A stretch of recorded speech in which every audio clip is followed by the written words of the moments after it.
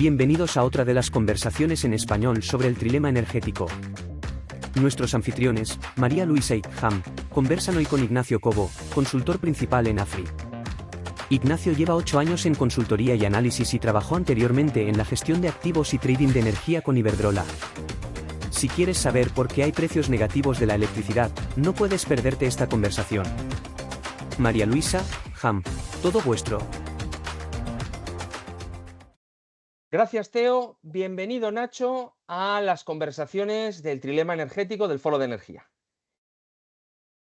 Bueno, muchas gracias a ambos y un placer estar aquí.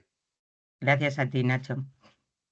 Como a todos los invitados, te preguntamos la pregunta común de tráenos un dato que te parezca relevante con el trilema energético y con los temas que vamos a tratar hoy de los precios de la electricidad.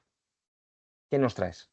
Muy bien, pues quería linkar un poco el principal topic del día de hoy, que son los precios negativos, y linkarlo con uno de los tópicos que llevamos impulsando durante mucho tiempo, que es las necesidades de almacenamiento y el apoyo que necesitan este tipo de tecnologías para florecer. El PNIEC de 2030, que de nuevo cambiará este año y no sabemos en qué dirección, pero en su edición del año pasado decía que para 2030 hay que incentivar casi 17 gigas de almacenamiento, unos 10-11 gigas más de lo que tenemos a día de hoy.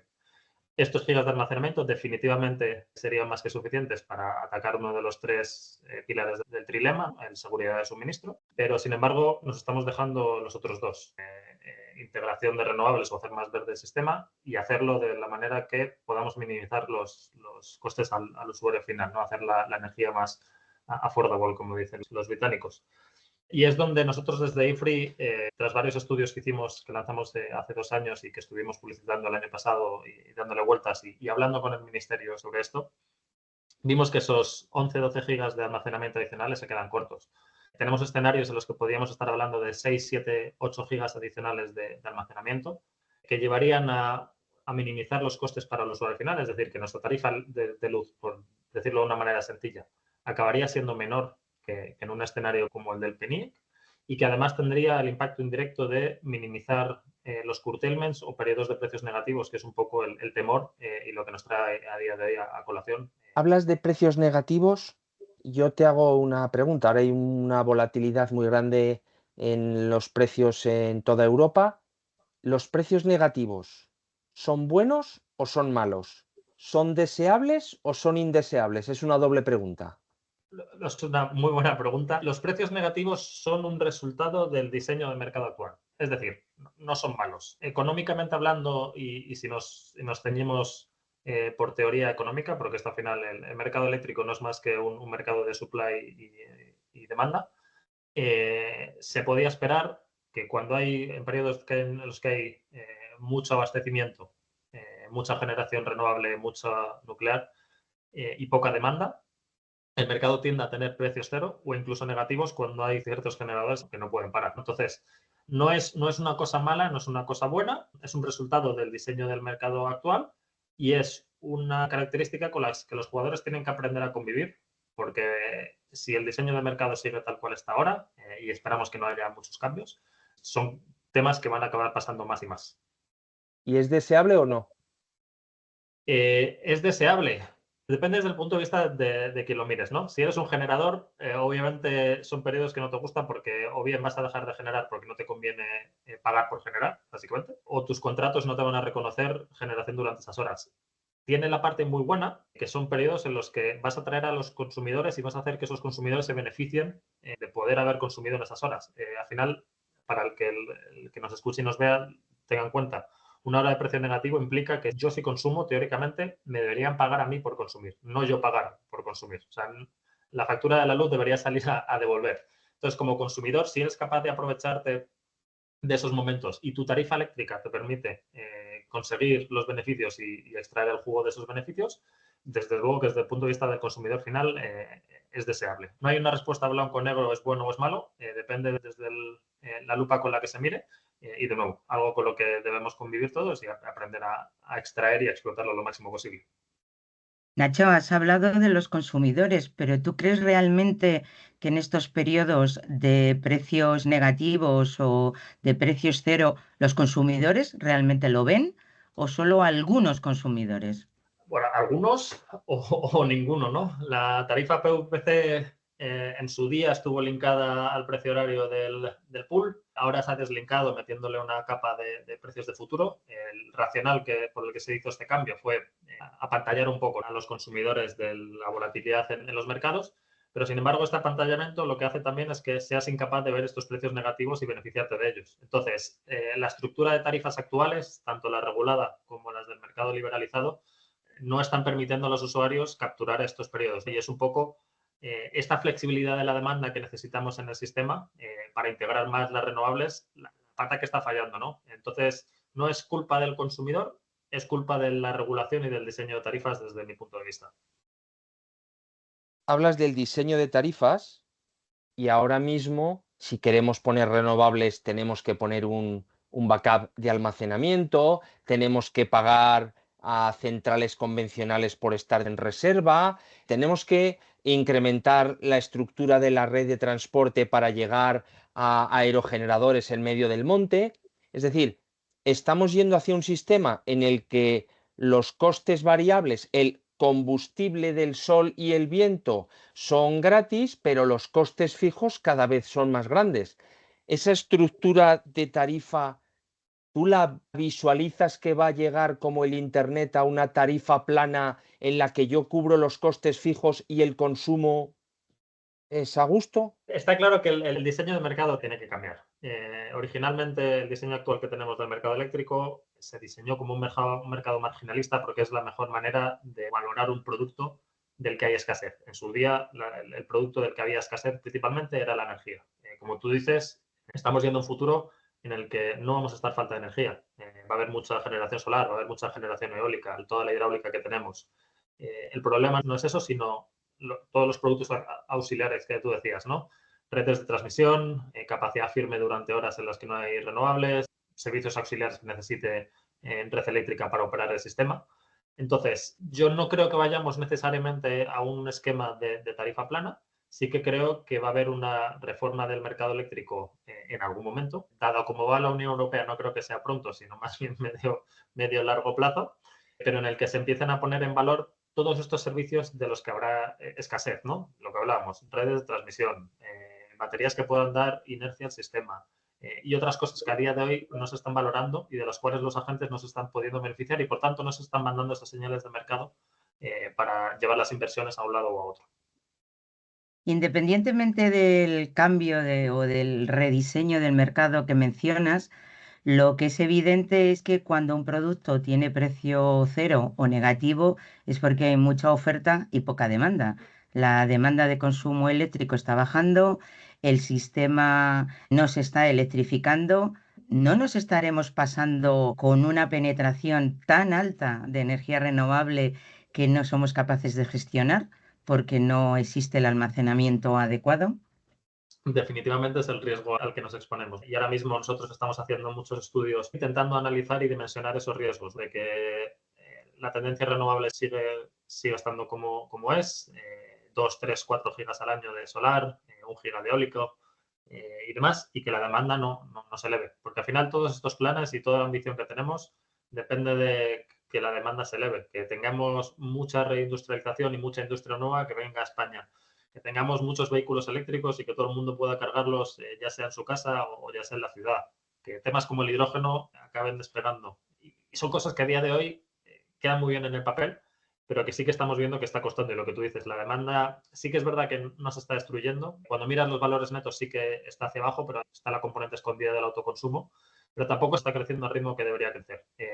Y corremos un riesgo enorme. Entonces, dentro de 2, 3, 4 años, yo creo que nos encontraremos en un punto de inflexión en los que todos estos proyectos renovables que están ahora esperando en cola y que quieren seguir adelante, verán si realmente tienen hueco o no tienen hueco y veremos si ha habido una burbuja o no en el sector y a dónde vamos. Pero sí que definitivamente la electrificación es el riesgo y yo creo que ahí hace falta un poco la componente política que empuje para conseguir ayudarnos a llegar a ese objetivo. Pero ahora mismo parte de ese componente político está más que en favorecer la flexibilidad, está casi en penalizar muchas veces a base de impuestos a las energías que ya existen para que entren las nuevas. sean cuales sean. Mm. Al final no va en un modelo de abaratar los precios. Sí, definitivamente. En general, las medidas que se toman muchas veces no parecen coherentes entre ellas. Ciertas medidas que te llevan en una dirección te pueden penalizar en otra. Y sí que es verdad que todo ese principio de minimización de costes, que al final para los economistas o barra matemáticos como nosotros, siempre es hacia donde tiendes, ¿no? Y las decisiones que tú consideras racionales que se deberían seguir y no es esa siempre la dirección en la que siguen los políticos. Pero de todas formas yo creo que a mí lo que me preocupa personalmente, tanto en España como Portugal, como en parte de la Unión Europea, es que se está tomando mucho el foco de vamos a promocionar renovables. Incluso en algunos mercados vamos a promocionar tecnologías flexibles como baterías, hidrógeno, lo que sea. Pero se están tomando muy pocas medidas para hacer una política industrial real que nos ayude a atraer consumo. Porque al final, en el día de mañana es lo que necesitamos, ¿no? Más consumo eléctrico, más industria, más empleos y pocas medidas se están tomando en ese sentido. Y a mí es lo que personalmente me preocupa, más allá de políticas que sean más incoherentes o menos, que eso siempre lo va a haber. Pero una dirección a seguir es lo que me falta. Hay quien denomina este efecto de los precios negativos o incluso cero de un efecto de canibalización. ¿Esto es propio de Europa o de Iberia o ya lo podíamos haber anticipado en otros mercados como el americano? Sí, sí, definitivamente. No es un problema estructural ni de España, ni de Portugal, ni de Europa. Es un problema estructural del diseño de mercado que tenemos. Yo siempre lo digo, si miramos atrás en España, años 2013 y 2014, que no teníamos ni la sexta ni la séptima parte de la capacidad solar que hay ahora, ya vivíamos periodos de semanas y semanas de precios cero, por básicamente que la demanda en su día, después de la crisis económica, estaba muy estancada y la penetración eólica e hidráulica esos años fue muy elevada. Y ya tuvimos todos estos fenómenos de precios cero que ocurrían. ¿Qué es lo que pasa? Que a día de hoy esos periodos de precios cero incluso llegan a precios negativos, que es uno de los temas importantes, porque se han introducido incentivos que le hace a la gente hacer bidding o competir en los mercados dispuestos a pagar por ello, ¿no? Incentivos como garantías de origen, incentivos como cláusulas probablemente mal colocadas en PPAs, muchos otros tipos de incentivos que hacen que la aparición de estos precios negativos existan. Pero los precios cero no es algo de ahora, es algo que viene existiendo desde hace mucho tiempo. En Europa, desde luego, y en otros mercados los hemos visto definitivamente. Australia es uno de los ejemplos. En Estados Unidos, otros mercados como CAIS o PGM es algo que llevan existiendo mucho tiempo y es el resultado, como decíamos al principio, del diseño de mercado que tenemos actualmente. Pero en Estados Unidos la aproximación es distinta en el sentido de que no están siendo tan drásticos o no van tan en contra de la generación, vamos a decir, convencional, sino que están buscando cierta flexibilidad. Incluso, por ejemplo, en la India, que no tienen gas y que están invirtiendo muchísimo en renovables, que tienen muchísimos gigas en renovables, el gobierno, la única manera que ve de que esas renovables tengan hueco es haciendo más flexibles las centrales, en este caso de carbón. Y además de los incentivos que da las renovables, está dando incentivos a las utilities de convencionales para que hagan más flexibles esas centrales y por lo tanto quepamos todos en el mercado. Sin embargo, aquí en Europa es como un tema tabú. O sea, si ahora das 1 euro a una central convencional para que sea más flexible y para que deje más hueco a las renovables, eres el demonio. Es un poco el debate de dos caras que tenemos en el día de hoy. Efectivamente, de cara al público, todo el mundo te dirá que no piensa darle ni un solo euro, que si pueden evitarlo darán lo mínimo de pagos por capacidad ciclos combinados y que es una tecnología que está abocada a morir. En Portugal, por ejemplo, han prohibido la generación a base de gas a partir del 35-40. El gas es el demonio. Pero, sin embargo, en todos los mercados de Europa, si ves detrás de la operación del sistema lo que hay, el operador del sistema necesita a día de hoy gas, porque no tiene suficientes medidas en la mano, no tiene suficiente bombeo, no tiene suficientes baterías, no tiene suficientes alternativas para operar el sistema. Y el coste de convocar fuera de mercado plantas de gas para que nos den el support necesario para que el día de mañana le demos al interruptor y tengamos luz, que nos acaba llegando la factura a nosotros, no nos olvidemos que lo estamos pagando, ¿no? Entonces es un poco la doble careta que vivimos a día de hoy, ¿no? De no queremos gas, nos parece muy mal, pero sin embargo no somos conscientes que sin ello no somos capaces de vivir. Y ahí es un poco lo que tú dices. Los que están siendo penalizados son los proveedores de estos servicios, ¿no? Porque sí que esta generación tiene al final bastante valor a día de hoy. De nuevo, estoy seguro que en el medio y largo plazo habrá alternativas que lo sustituyan, pero a día de hoy es la única sustitución. Y aparte del fustigamiento público, que ahí no quiero entrar, sí que hay ciertos servicios que están dando que quizás no estén totalmente remunerados y estamos desincentivando quizás inversión en estas tecnologías que son plenamente necesarias. Apuntabas como una de las soluciones el rediseño del sistema eléctrico y decías con acierto que puesto que esto tenía que ser acordado entre todos los países iba a ser más bien tarde que pronto. Luego, me preocupa que esto sea un tema estructural. ¿Vislumbras alguna otra solución más allá de desarrollar almacenamiento y demás? ¿Vislumbras alguna solución factible y más a corto plazo que pueda solucionar este problema? No, lamentablemente, incentivar almacenamiento, ya sea por medio de baterías, ya sea por medio de nuevos bombeos, desarrollos hidráulicos, que habrá muy poco, interconectores entre los diferentes mercados y reforzar en ese sentido. Y trabajar entre todos por hacer un poco lobbying político, que yo creo que en algunos mercados ya se está haciendo, para que esas tarifas horarias que el usuario va a percibir le permitan recoger estos beneficios de poder consumir en horas de precios negativos. O sea, al final, la única manera de hacer desaparecer los precios cero o precios negativos son o aumentar el consumo en esas horas o disminuir la generación. Disminuir la generación no va a pasar, porque al final estás penalizando a gente que ha hecho su inversión y es más complicado. Tenemos que aumentar el consumo. ¿Cómo aumentas el consumo? Haciendo que ese usuario final sea capaz de disfrutar esos beneficios y que a mí, pues en vez de poner la lavadora a las 8 de la tarde, quizás empiece a ponerla a las 2 de la tarde, porque es cuando los precios son menores. Si yo no veo ese beneficio, no voy a cambiar mi manera de actuar. Entonces, por ahora, lamentablemente, es la única manera en la que se puede paliar o atacar esta característica del mercado. De nuevo, no es un defecto. Has hablado de un concepto, sí, que son los interconectores, las interconexiones entre países. Yo entiendo que uno de los problemas que hay en Centro Europa es que hay una avalancha de renovables en determinados momentos del día que inunda a través de esas interconexiones a los vecinos. Sin embargo, nosotros en España no tenemos una gran interconexión y está medio frenada cualquier ampliación de esa interconexión.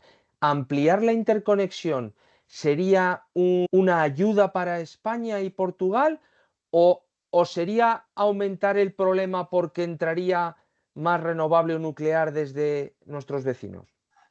Muy buena pregunta. En general, definitivamente, todo lo que sea incrementar la flexibilidad del sistema siempre va a ayudar a todos los sistemas, necesariamente. O sea, lo peor que te puede pasar es que te quedes igual que estabas. Entonces, siempre va a ser una ayuda. Económicamente hablando, siempre es más eficiente generar, hablando de costes variables, ¿no? Como decía antes Mario Luisa, generar un megavatio hora con una planta solar que generar un megavatio hora con una planta nuclear.